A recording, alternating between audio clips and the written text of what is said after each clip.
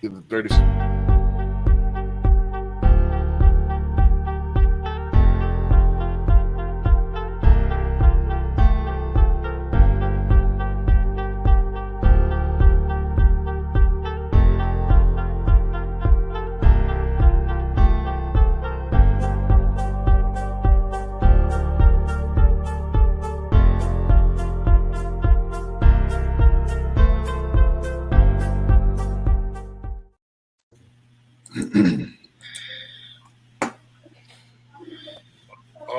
All right. Peace to the family. This is Brandon B. Dixon, NMLS 1541210.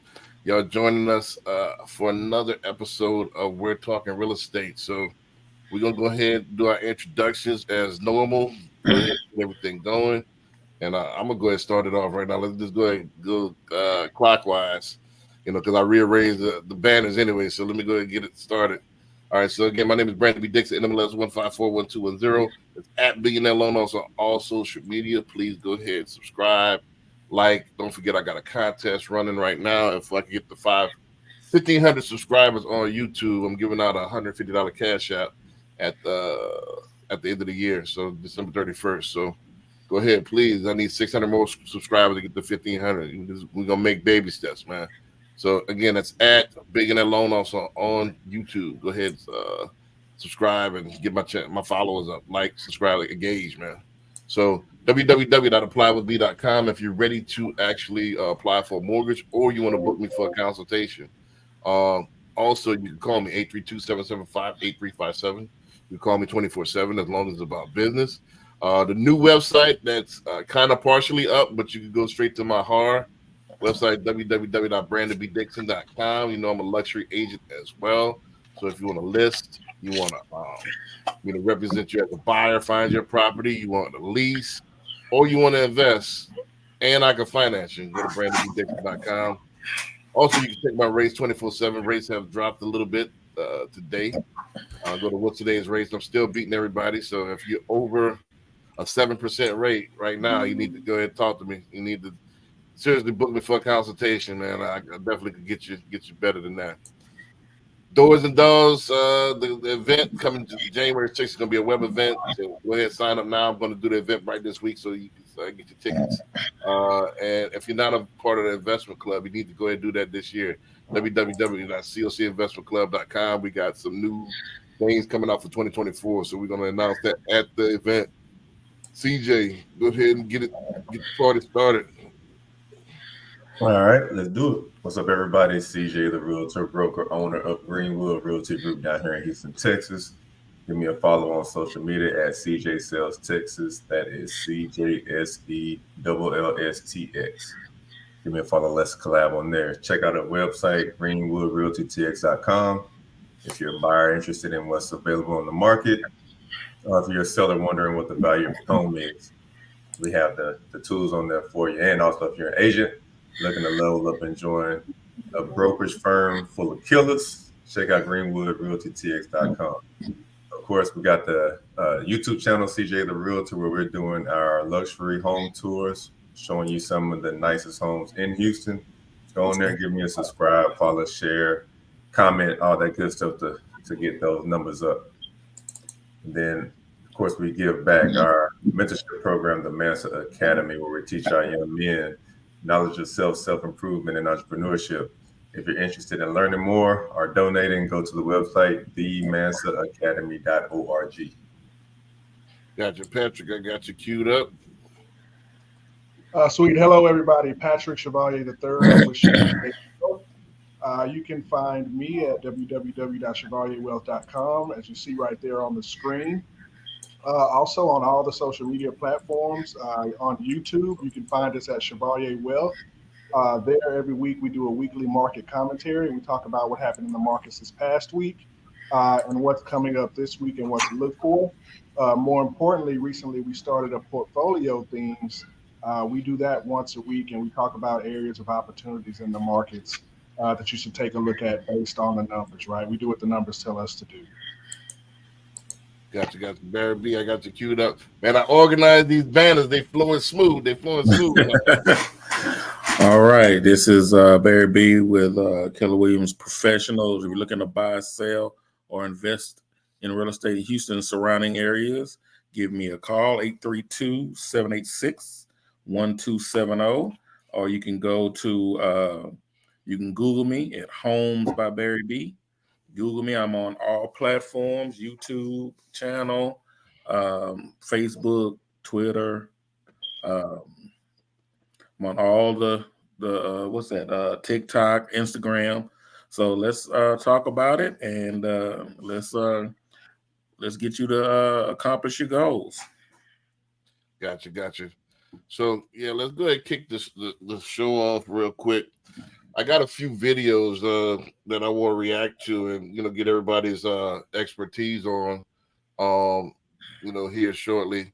But everybody's been first of all, I want to say this before I get started. Like my prologue is that I've never seen it. I don't know if you gentlemen ever seen it this tight.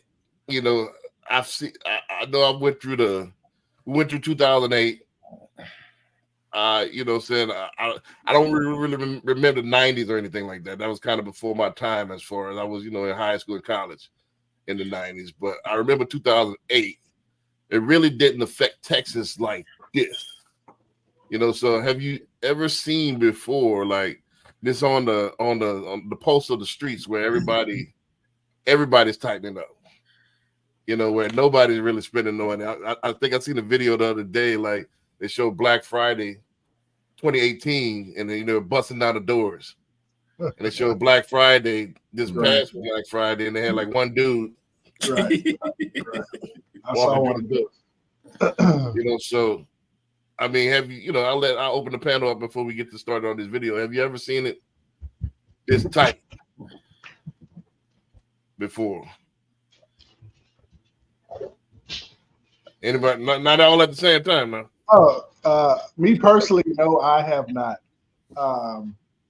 Typically, I see it on a case-by-case basis, right? Especially working with my clients, right? It depends on what folks are actually dealing with in their personal lives in regard to work, taking care of elderly parents, things like that make you want to tighten your belt strap. But this last 12, 18 months, I think a lot of people last year, especially their investment accounts were down quite a bit. The market took a big hit, right? Inflation went up, so the cost of everything is going up, and you can pretty much see it across the board. With the folks who make average income, and then with the folks who make 2 or 3 times the average income, everything's going up. So I think everybody's starting to feel it, especially in this holiday season, right? Right. I mean, I've seen ebbs and flows, but I'm saying on every level that everything is tightening up. Every level, people are tightening up on the streets. People are tightening up middle class. I mean, only certain people are buying homes. It's like the inventory shortage. I mean, it's a lot of stuff that's real super duper tight right now. And then I've never seen inflation. Of course, none of us have seen inflation like this in our lifetime since the 70s. We were probably either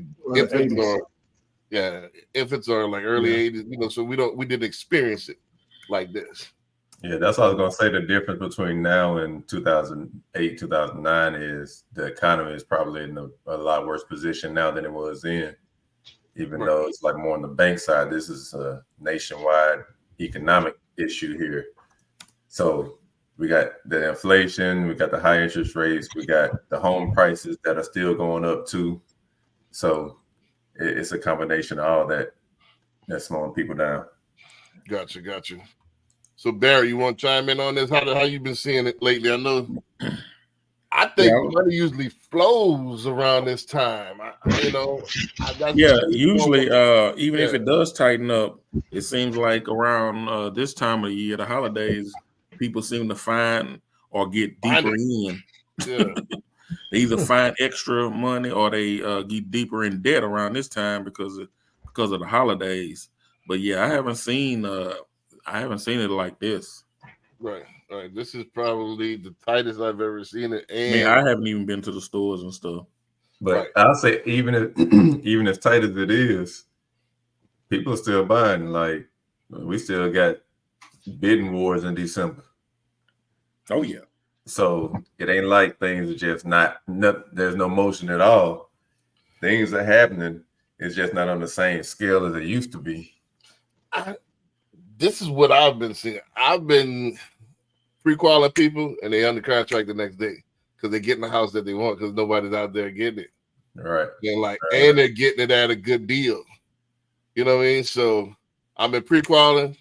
Boom, here goes the house at a great deal. $10,000 off, $20,000 off. I had one that got a duplex, at appraised at $280. He got it for $240. It was listed at like $269.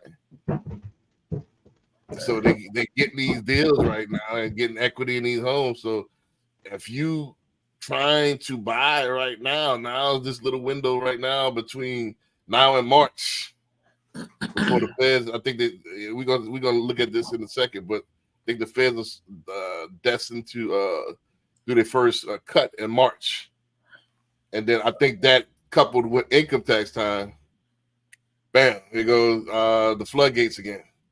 You bringing a whole bunch of people in the market. Then all right, what they gonna do? Oh, that deal that you thought you was gonna get, nope, that's gone. Yep. You know, so I think you got a little bitty window between now and like March to get these deals, man. These deals ain't gonna last too long, man. You know, so and I've been seeing like some good deals, pre-qual deal, like right quick, and that's how I've been kind of getting it and going. Yeah, but at the same time, Houston is hyper local too, so it could be an area with like that, and then across the street or a few minutes down the street, it's a red hot neighborhood where it's bidding wars on everything. So it all depends on what they're looking to. Right. Let's go ahead and check out our first clip, man. I guess the other, I was trying to wait till some panel members come in, but let's go ahead and get it started, man. Let's go ahead and get it started. You know what I mean? We're gonna do some of these reactions. All right, can y'all see this? Mm-hmm. Become homeowners. Yahoo Finance is saying that the Feds are going to cut rates at least 6 times in 2024. As a lender, I want to see rates come down as well, but not like this. Look at what happened already. We're not even cutting interest rates. They said that we might pause. Rates went from 8.5% close to 7%. What do you think is going to happen when they cut rates? Lower mortgage rates are just going to drive up home prices. Middle-class Americans' income is not growing as fast. They won't qualify to buy. You're probably thinking, well, people can't afford it, price will come down. No, with cheap money, mom and pop investors and hedge funds can buy these homes in cash, and then they turn them into rentals. And guess who they're going to rent them out to?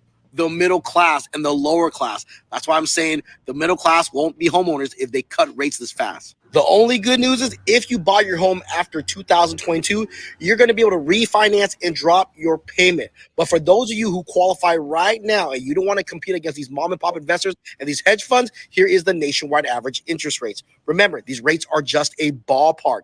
Give your lender a call so you can get an accurate quote. Let me know in the comments below. Do you think these 6 rate cuts in 2024 is a good idea?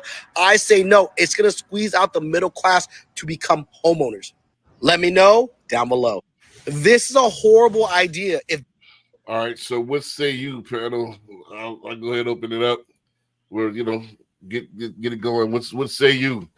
He says the horrible idea. That the Fed's gonna do 6 cuts next year, and they think he's gonna cut. He thinks they're gonna cut it too quickly, and when they cut it quickly like that, what's gonna happen is, bam, the floodgate gonna open. Yep. And then was not people that in the middle gonna get squeezed out. Yep. So what do y'all think? You go ahead and open it up. Go ahead, chime in. I mean, it's one thing to open the floodgates when we got houses to sell, but we still are like about 3.5 months worth of inventory, which is way lower than where we need to be. Right. So, just like he was saying, it's the only thing that's going to happen is going to drive the price up because everybody's competing against everybody. So you got to outdo the other person. So you got to offer more. So the money that you thought you were saving, you about to spend it on the price of the house, and then wait. And in turn, you're paying way over market value. So it's going to take a while for the market to catch up to what you pay for that house. So you're going to be upside down for a while. Right. Mm-hmm. I agree. Patrick, what you say on Can you hear me? I'll let Barry Yeah, I'm go. not sure where he got that 6. I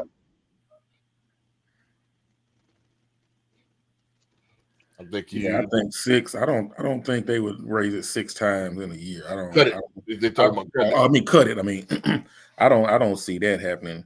But they do need to. Now he was CJ was talking about like inventory, but when those rates cut, you're going to see more homes come on the market. I think Yeah, but can it keep up? you'll start see more homes come on the market because those homeowners know that hey, somebody they can buy now, or they're going to want to buy. That's the thing too, Barry. I think the people that want to sell want to wait for the rates to drop so they can go out and buy something after they sell. But they're just gonna be right in the mix with everybody else. Oh yeah, They'll have a little more to put down Mhm. than your average first time home buyer, but it's the competition's gonna be thick. Mm-hmm. I don't think it's going to get as bad as it did a couple of years ago. 20 offers and people putting offers in haven't even looked at the home. I don't think it's that's when it was in the 2s. I mean, they're not going to drop. They're not going to cut it that much. Right. I don't think that the Federal Reserve is going to cut them that fast. This Friday, Powell, he was saying that, hey, it may be time to stop raising, but he's definitely not looking to start cutting rates anytime soon.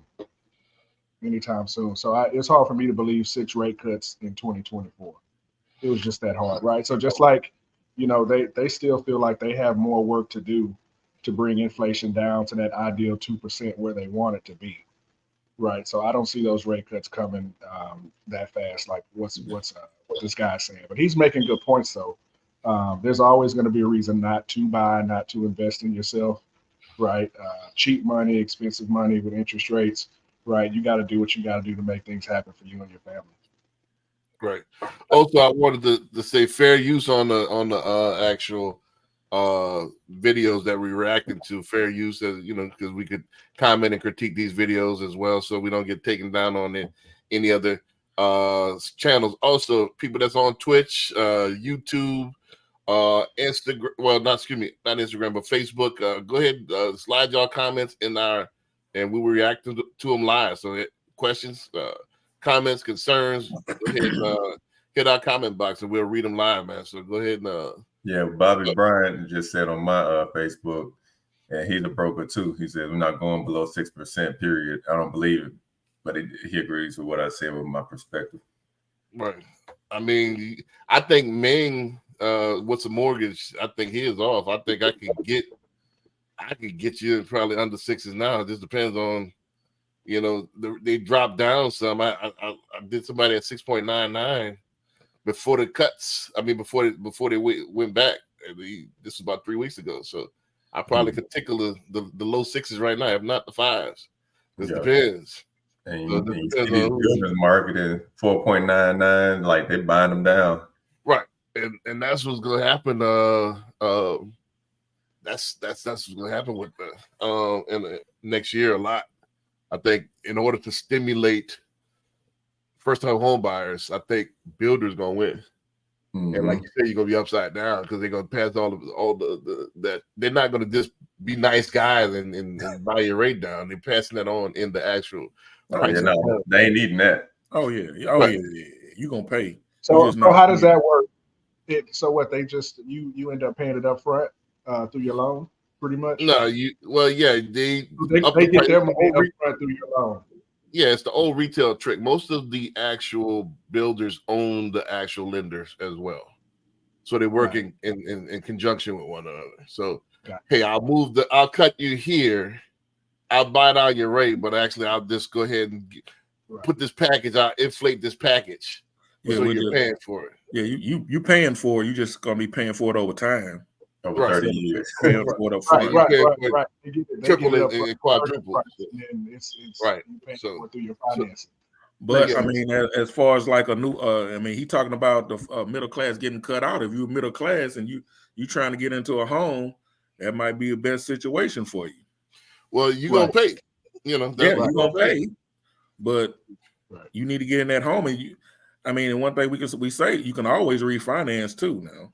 Right. Right. Right. You know, Yeah. I mean, so there are options. But it's more than just about the rate. It's like when you get to that, when they just gouge you on the price. Even if you have a small rate, you're still paying more for the home than it's going to be worth for a while. Like with the fees and everything. Yeah. All right. So that's the issue. Like, you know, even if you're able to get in it, you're paying more for it. Oh yeah. Well, that's with anything, you know, in the world right now. Everything costs a little bit more than it used to, right? But I think that's even. I mean, think about cars. I mean, new car gonna cost you way more than a used one. Right. Yep. You know? Then if you think about from a new construction standpoint, depends though, because if somebody's locking the house down and it's like brand new, just starting the first phase in a community, that they'll grow equity a lot faster. Because by the time they finish that build out for the last phase, those last homes, they're probably like $100,000 more than what they were. Yeah. Right. So you if they're like 50% less than 50% build out, I think that your value is gonna go up. Right. So that's the strategy that folks can take. Look at those newer neighborhoods that are being built and try to get in early. Yeah, don't do a closeout. Some inherent value once they finish the master plan. Well, that's the thing. You might have been by the model. Buy the model. Yeah. That's the thing is most don't have a strategy when doing this, you know. And I've always said the best move further out will be the best strategy as it watch it build around it as it develops. I've always said that, you know, and, you know, go to Brookshire, go to Fulshire, go further out, you know, what you might, you know, save in gas now, you know, I mean, well, you spending the gas now, you're going to save in the house later. You know, that's the strategy.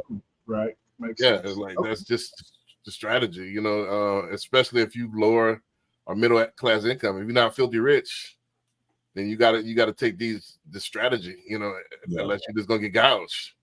You know, it's just like same thing with cars. Like you just mentioned cars. Like, no way. I found out like these Lamborghinis, these high-end luxury cars, regular people can't get those. You got to have a strategy. You got to know somebody, you know.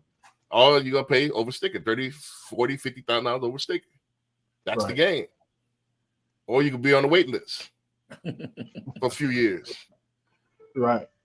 Yep. You know, and that's the strategy. I mean, that's, you know, you gotta kind of know somebody. You gotta, you know, and it's just like you can't just hop into a G-Wagon. Okay, in 1995 when at the you can get a 2020 G-Wagon, but and just the lease that's gone. Like, you know, because it's a tax write-off. Pay $800. You know another thing, B. You know another thing. You talk about like being the first out in the area, or getting in early. A lot of people don't do it because it ain't sexy either. It might be muddy for a while. It might be a little dirty, dusty, loud for a little bit. And all of that. They're gonna lose some tires with them all in the nails and stuff. They don't want to do all that. Well, the disadvantages of not being around where it's developed is that you have to travel a little further for stores. You know, you have to, you know, you might not be in the GPS. You know, so people can. It's harder to find you and stuff like that. But it's not, you know, it's not that much inconvenience. I didn't lose any tires or anything like that when I was one of the first in my subdivision. You know, and they built it up, and now, like I said, my property value damn near doubled. You know what I mean? So, but it took about 10 years. It's been like 9, but it's damn near double in 10. But that's the American quote unquote dream. We'll talk more about that later on. But you know, is that you could buy this and for your retirement, it keeps building and building and building. And I'll let Patrick talk on that, and to where you're almost done paying out, and that investment quadrupled 5 times or 10x even in some situations. That then you could take that and liquidate that, and that's your retirement, or even have that pass that on to your heirs. Right. That's the strategy, you know, for the common person, because you need somewhere to live. So where you live is your investment. Yep. Mhm. You know, you're never going to be worth zero unless you build it on a nuclear waste dump or something like that. You know, let's go ahead and get into the next clip here. You know, so hold on one second. Let me get into this. Now, this is more for our investors and you know, on this side. Let's talk about this. Y'all see this? Yep. Yeah. Made you flip versus want to rent. Cash flow. So you can get cash strapped in real estate, especially if you're starting out young. You don't have a big cash reserve. By the time you put 2 or 3 down payments on stuff, and then you have these homes where let's say that the net cash flow is $400 or $500 a month. You have one roof issue. You got to replace a roof. If for some reason, if it's not covered by insurance or something, that's going to wipe out all your profit for the whole year. So you do that 2 or 3 times, or you have a house where a tenant vandalizes it, a tenant squats on the property and doesn't pay the rent. You got to pay those mortgage payments for 3 or 4 months. You can actually go cash flow negative and be in a bad position. However, if you flip a few houses first, you have 100,000, 150,000 in the bank, then you have reserves to float you through those bad times. What made you? I think that's a solid strategy. Mhm. I'll let the financial advisor get a crack at that one first. You know, what you think of that he vision? made a very good point, right? Personal Finance 101 teaches us you should have 3 to 6 months of your expenses and cash savings anyway, right? That's if you're not doing anything. But if you're out there, you know, in real estate, flipping properties or buying and holding, you have to have what I call a war chest, right, for when those things happen that he talked about, right? Because those are very, very real things that people deal with while they're doing that work. Cash flow is king. So as long as you're cash flowing, right, you get more income than what's going out. You're going to always be okay 100% of the time. But you definitely need that nest egg or that money under the mattress for when things change or for when you have that curveball. So I think he's right on in his approach, right? It's really smart, right? Because you always got to protect yourself too. So that's risk management built in his strategy as well. Mhm. Gotcha. I would say too that, like, think about COVID happened, everybody had to quarantine. If for the people that weren't able to work remote and just had to stop working, like, how you gonna survive? Right. Like, if you don't have something set to the side and savings for that rainy day fund and all that, you got to have that stuff just in case, because you never know. Mhm. Right. Barry, what you? Yeah. I mean, yeah. As far as investing, I've always liked the flipping part more than the like renting out. A lot of people say that, you know, it's good because it's bringing in money every month. But like you said, when COVID hit, didn't they stop the rent payments for a month or something? Well, not a month, but That was like about a year, huh? It was over, You know, and it's like, you know, the bank that's in California don't care about them shutting it down. They don't want their money. You know. Well, they had a moratorium on evictions for a while. And that was that couldn't evict them. Yeah, nationwide, so people wasn't paying. Like, you know, and then, you know, and like you said, you know, a roof, plumbing, electrical, anything that happens to it, you got to take care of. Whereas if you're investing it, I mean, or if you flip it, they get, you know, you can get them a home warranty, you know, $400 or $500 is going to take care of it on their end, and you don't even have to worry about that. Right. Yep. So I know a lot of people do it too, because once you get to a certain status and a certain amount of income, they want to pay taxes on that either. So that's why they go from flipping to holding and renting out, because it's passive at that point. Right. Well, you know, I've said this before on this podcast. I'll say it again. I always believe in having that having a nest egg flipping before you actually get into buying and holding, because just is that reason. Because get that reserve. You have that reserve, because the thing is like I said, I've seen people, you know, squat on houses. I've seen people you know, destroy a house, you know, and you got to have money even to kick them out. It costs, you know, all that costs, you know. So you want to have you don't want to be on your last leg. I've seen too many people, you know, don't forget I've been on the loan officer side all this time, that get into these properties investment and they think it's going to be all upside. And then they turn around, got to sell them for at a loss because they wind up can't afford. They can't afford it. You know, so I think flip, get a nice little nest egg, flip, then buy and hold. And buy and hold, yeah. Right. You need Right. it because even though Texas is a very landlord friendly state, you know, it's not like California or one of these other states. They can still be in your home 3-4 months not paying before you can get them out. You know? Exactly. So you have to eat all those costs. Like you have to be prepared to eat all those costs. I prefer, and I'm gonna say this on air, you know, and this is because I've come to seeing that, you know, even if you say something, only 1% of people gonna actually do it anyway. I prefer when I get into that, I'm gonna buy houses cash, and then go ahead do FSBOs, you know, with them instead of and this is my financial advisor, so he'll tell me if that's a good idea or not. A lot of my brothers do the same thing. Instead of trying to finance a house where you still got that mortgage payment and you're only making the $400-500 liquid, you know, cash flow, I'm gonna go ahead and just buy that house straight up for $200,000, $250,000, and move-in ready. Then I'm gonna go ahead and turn around and you can't get finance? Okay. Here goes, give me 20% now. Give me 50,000 and I'll finance that thing myself for you for the next 30 years for $1,200 a month. You know, you miss a payment, then I'm gonna go ahead and take that thing. Right. But that, you know, but I got that. But it's definitely a market with it. I actually grew up with the guy, and that's what his dad did. And his dad was a millionaire, and he had houses all over town. And he would do what is it? For sale by owner or owner finance?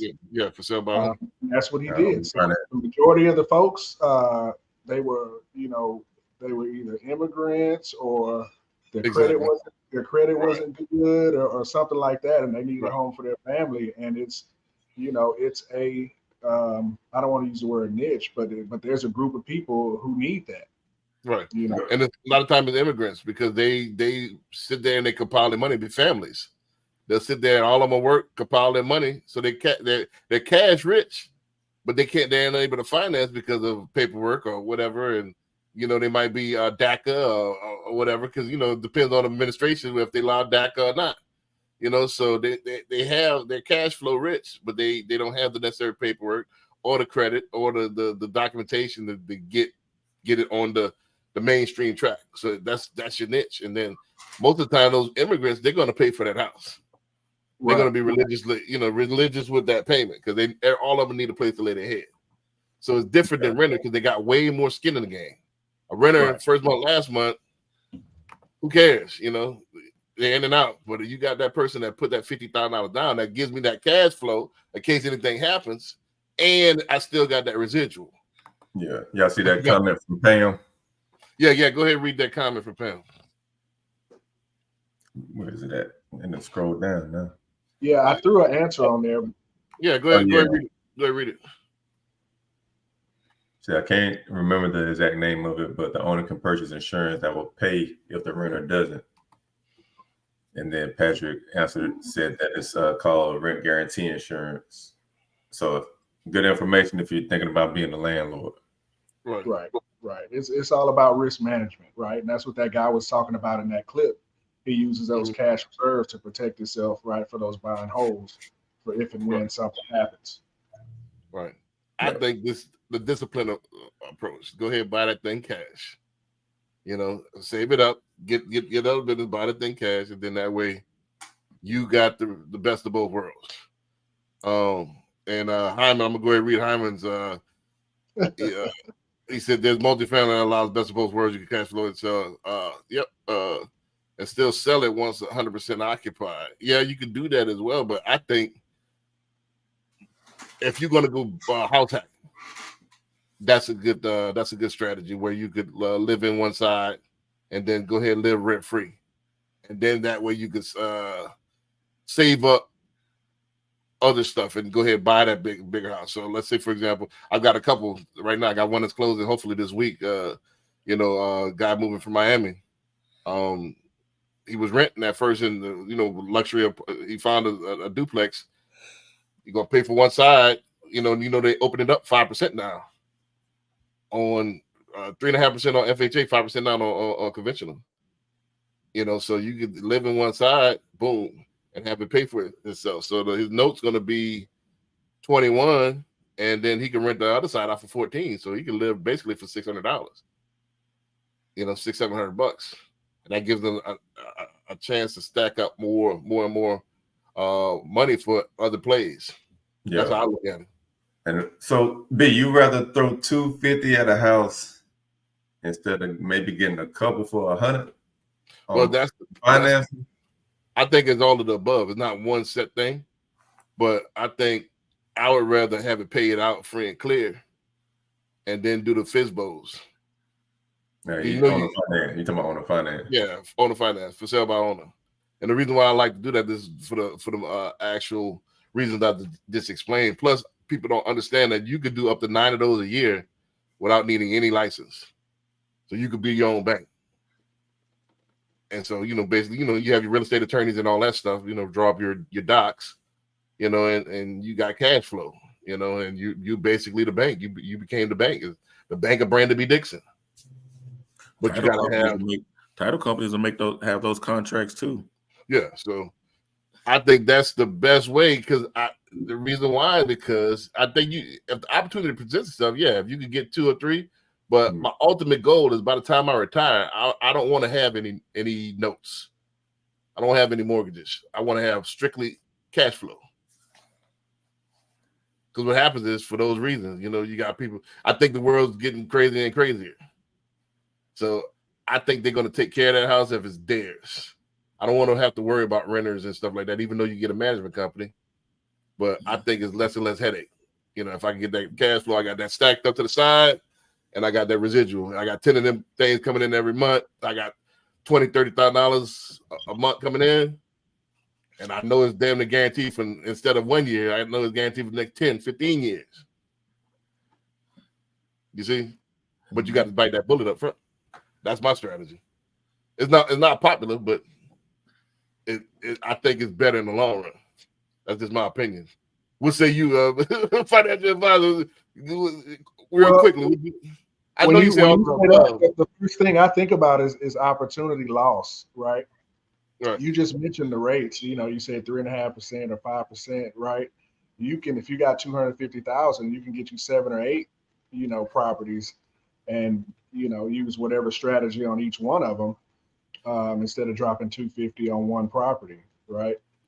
So I think about the opportunity loss. What other kind of growth could you get, with the difference if you would have kept up the majority of that cash in your pocket? Yeah, but that's high risk, high reward, though. I mean, Right. First of all, it's going to be 20% on investment properties. So you only got house hack 1. So it's going to be 20%. So that's going to be, $250,000. That's going to be $50,000. So you can get probably 3 or 4, but you made the minimum down payment, and you at that $400-500 positive, and you're on pins and needles. You see what I'm saying? Right. Now, if I got a million in the bank, you sleep better at night. I sleep better at night knowing I don't have to worry about anything.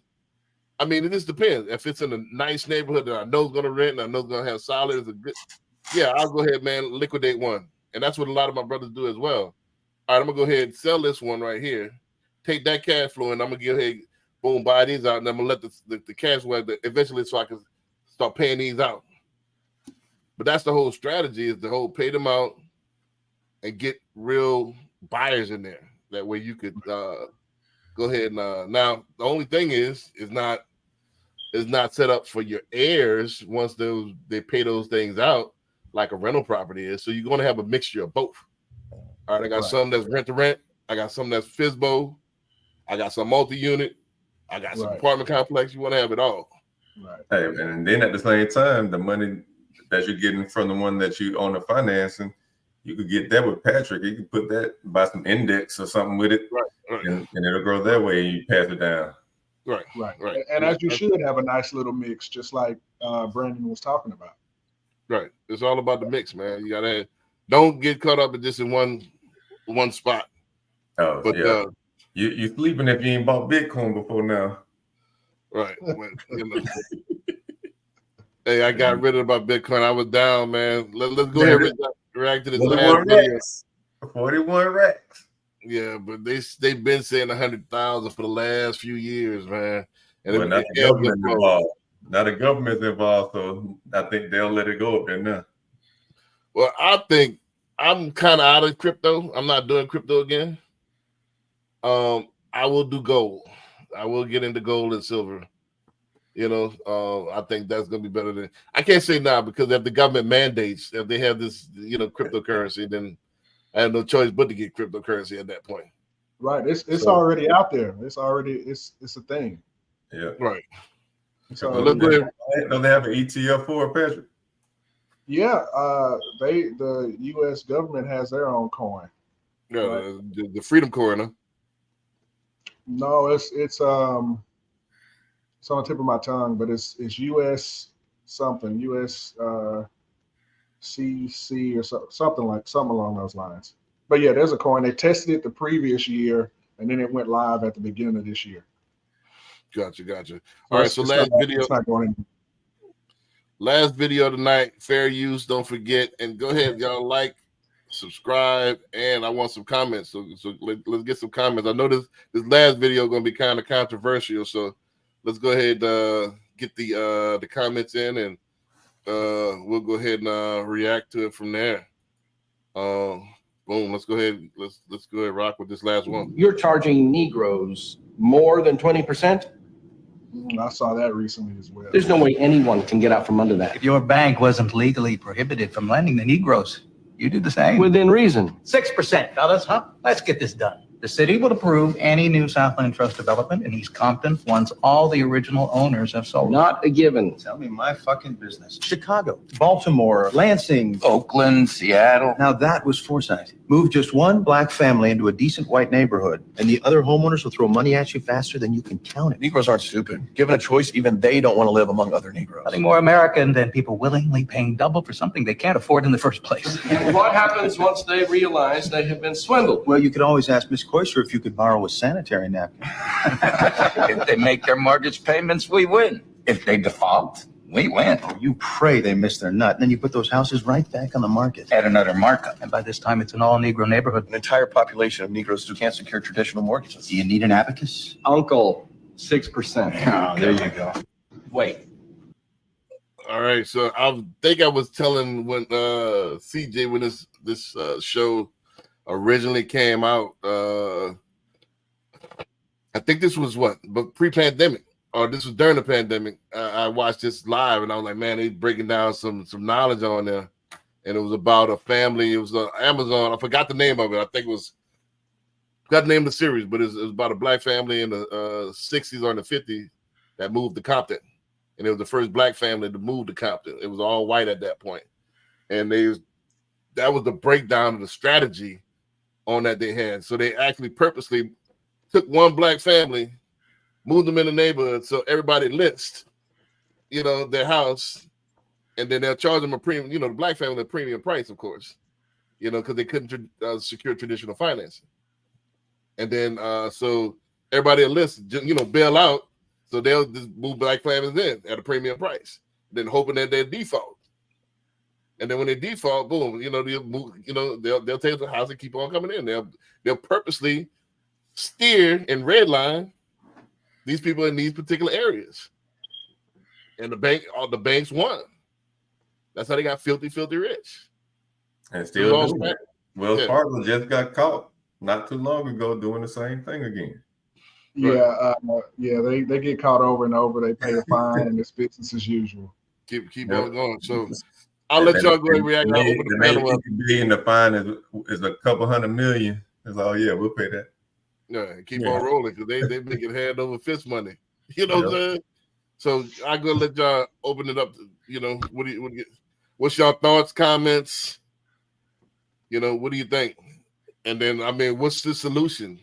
Since we got the financial advisor on it, how can we combat some of that stuff? It's systematically set up for you to not get the best deals. You know, systematically, there is and this is pre-legislation, and they're still doing it after the predatory lending laws have been passed. There's still predatory lending, and so this is what blows my mind. This is why I got in the business. This is why I was passionate about the business, to make change. Like, all right, you need an advocate on your side that's going to fight for you in order to make sure you get the best deal. And it blows my mind that people are still not using the people that's really advocates for you. You know, it's crazy, you know, so and they willy-nilly about their money. And that's why we're still at the bottom. Because you trust anybody, you just going with the flow. You don't believe this is real. Yep. And that's the problem. It's like, and you had him on the first video, Chris Senegal, shout out to him. He already like started the buy back the block initiative, where he's actually taking and buying properties in like Fifth Ward and other areas and turning them around and revitalize them. It's like, why don't we just gentrify our own neighborhoods? Right. Instead of, you know, having people come in, because if you look, especially in Houston, a lot of them aren't that far from downtown. Right. Mm-hmm. And then a lot of them didn't flood during Harvey. Mm-hmm. So it's prime real estate. Mm-hmm. Right. I think it's going to take a collective. It's going to be more than one person, more than two. It's going to have to be a collective of us getting together and going in, like you say, buying that neighborhood and putting our businesses, our banks, or, I mean, this is not just let me buy one house and make some money on that. This is going to have to be a collective. All right. Right. Yep. What say you, Patrick? What you got for this? Yeah. So when I saw that clip, it made me think of, you know, back in the day, whenever that day was, right? At that time, you know, to where this was shown, it looked like, you know, those banks were the only place you could go to get funding to buy a house, right? So they pretty much had a monopoly on lending. And, you know, it's 2023. That's not the case anymore, right? I don't have to walk into a bank and get a loan. I can get on my computer and compare rates with everybody, right? Or I can call my guy. I can call Brandon and see what rates does he have and compare, right? And so I think a lot of it has to do with going out and doing homework. And that's the real word. It's homework, right? If you want to take the easy route, yeah, you can go walk up to the bank. But you might get knocked over the head with those rates and some of those fees and costs that are built in. So with me, I don't think it's as hard on people and our people as it used to be, right? It's still institutional things set up to make life more difficult than it needs to be compared to others. But we have so many more resources in front of us now than we did back in the day. And so for me, that would be it, right?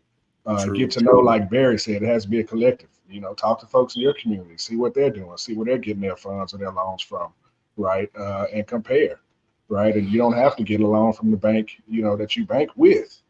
That interest rate on your savings account that they're giving you is probably not what it should be anyway. You know, that's the first thing I tell people when I sit down. Hey, what's that rate on your account? Oh, no, you need to go, you know, look elsewhere.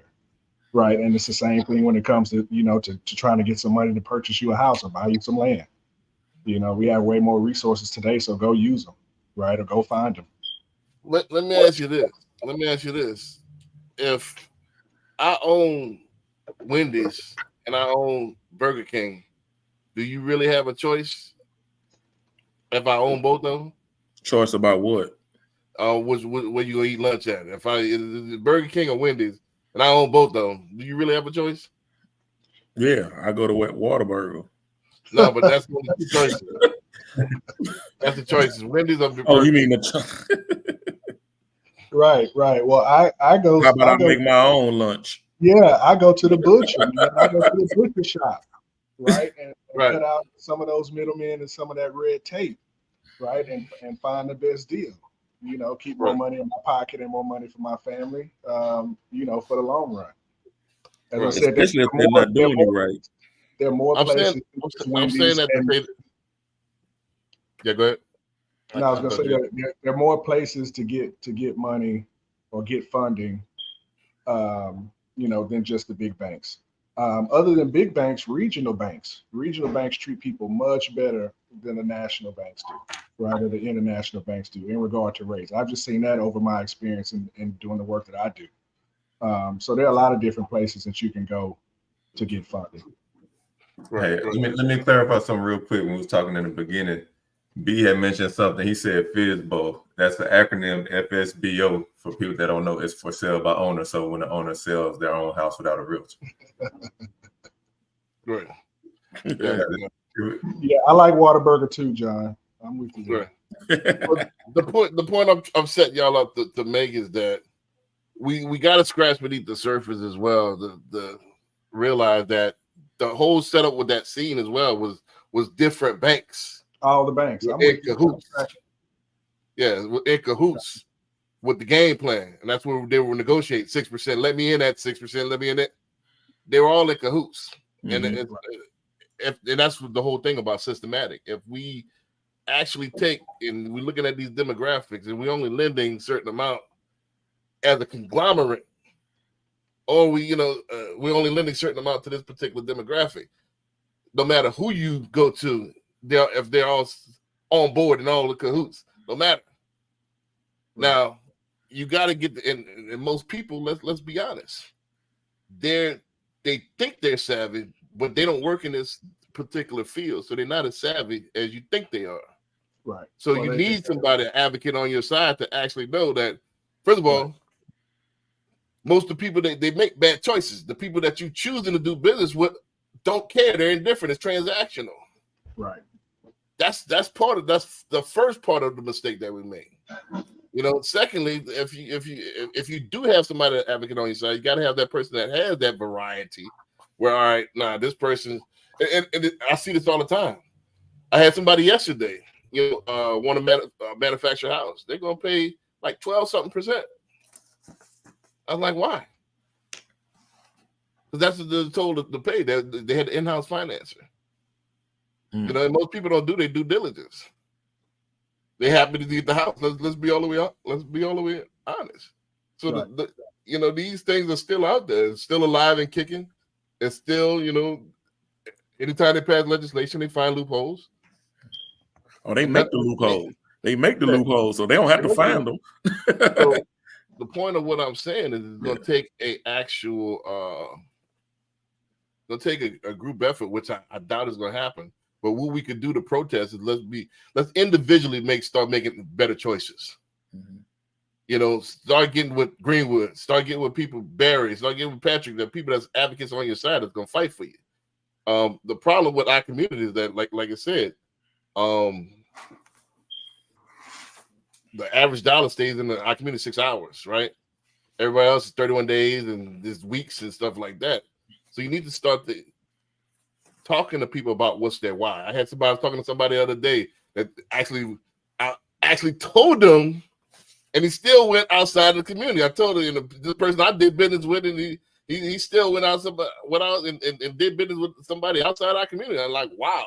So the sickness is there. It's a virus. So I'm like, man, I'll tell you, the people that you're trying to pursue, they don't give a damn about you. And their why is different than my why. So, he laughed and stuff like that, but he still chose, all right, let's see. Then and I go fight for you. We'll see how this goes. So you got to be, as individuals, how we can protest and start making choices, start empowering people that's in power, that's on your side, and start doing your research like that. You got to judge who's willing to help you. Yeah. And who, and not Trojan horses where, I'm willing to help you just to get this money. What is your why? Where are you investing your money? What is your interest outside of? Don't forget that during the social media age, we don't use consumerism and which we are the best at.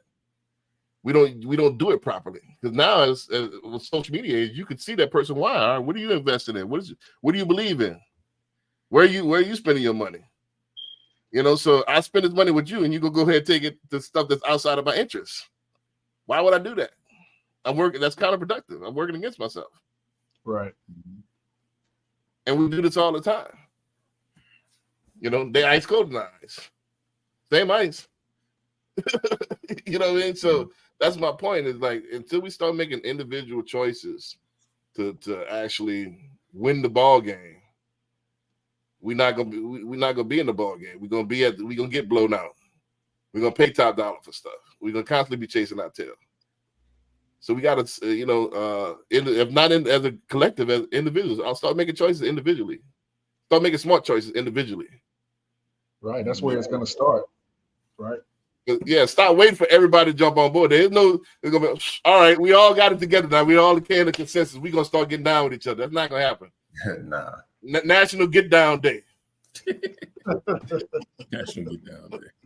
You know what I'm saying? That's never gonna happen. Like, man, we all came. We had a meeting, and we all gonna start messing with each other now. You know, when it came to, we had a council. Here goes, that's not gonna happen. So we need Keith Lee to do a video at everybody's establishment and go and get a thumbs up. Right. So we got to start making really conscious decisions in order if you want to win, because every decision that you make, especially when it involves this type of money, is impacting not only you and your family, but it impacts the community in the long run, and it affects the future. So what do you want to see your community, 10 years from now, 15 years from now?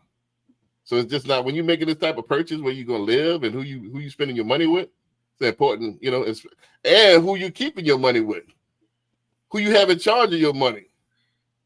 This is important because we play games with this thing, and other teams have took this thing and ran up the scoreboard on us.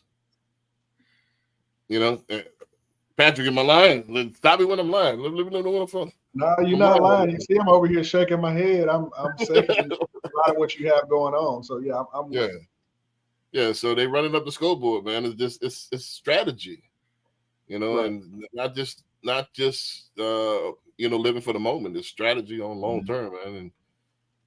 And you can't do that without the proper people in your corner. Yeah. So one thing I think as a community, we have a mindset. Right. You talking about how everything affects not only what you do, but the community. But most people are like, hey, how is this going to help me? Or what am I getting out of it? Other than what are we getting out of this? Is this uplifting us? Well, it helps you because if you make better decisions, then the stuff that you see that's embarrassing, that could become a thing of the past. The stuff that you see that makes it hard on you because you don't necessarily have to have any responsibility as far as what's going on, but when people see you through a certain lens, it affects you. So this is something that we can't hide. Right. I could go and say I'm 49er fan or a Saints fan. I could switch up, but I can't switch this up. So people that look like me, even though that I might not share in their behavior, people all see it through all the same lens. So that's what we're stuck with. And so it's the actual it's the image that you're protecting, and you need to overhaul. PR is a real thing. They actually, public relations is a real thing. So it hurts everyone when things that we looked at as I can get over, and this is easy. This is easy work right here. Right.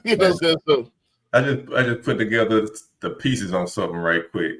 Mm-hmm. We was talking about earlier about gentrification and people moving into these communities and moving the people out that were there for the longest. There's also legislation they're trying to push. Y'all seen this where they're trying to push school choice? Mm-hmm. So, because the issues that they have with HISD and everything. So they've been trying, vouchers. They've been trying to go to vouchers. So they'll allow people to pull their kids out of public school and put them in private school. Okay. So I'm like, okay, all these people are coming in from the suburbs back into the inner city. Like pulling them from like a Katy High School and bring them into a HISD high school where they're struggling. That's going to help them. Right. Mm-hmm. So it just makes it even more attractive for people to be able to maneuver and come back in and in these areas that have been traditionally one way and taking advantage of these opportunities, but we're not doing it. Right. Yeah. So the last thing I read about it was that they voted those down. Did they bring them back up? They voted them down, but yeah, they're going to bring it back up. I think that this isn't the first time either. Right. I mean, but I think we just got to take this thing serious, man. I think, especially now we're Gen X and millennials, we're the leaders now. So, and I think we just got to be led instead of looking at, it can't be celebrities that lead, it got to be normal people like us as business people that like us should be the leaders, and local politicians, everything's on a local level. So, and, I believe in leading by example. So we got to lead by example and lead by, the choices that you make and, what you do, let's show improve. And then hopefully people will follow from there. That's all you can hope for, So I don't think there's going to be a national get together day. I don't, so if everybody that's waiting for that to happen, you're gonna be sadly mistaken. We're not going to announce nationally that we all messing with each other now. Well, it'll show up in the numbers though. Right. So, it'll show up. So we're gonna have to, make a choice. You're gonna make a choice what y'all want to do. Especially this is very, very, very, very important as far as wealth. One of the biggest the backbone of the economy is real estate.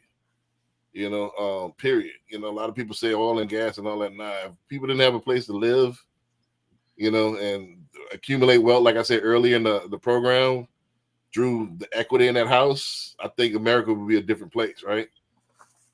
So I think it's not just a place to live. It's financial freedom, as the wealth of your family and the wealth of your last name. We need to approach it as such.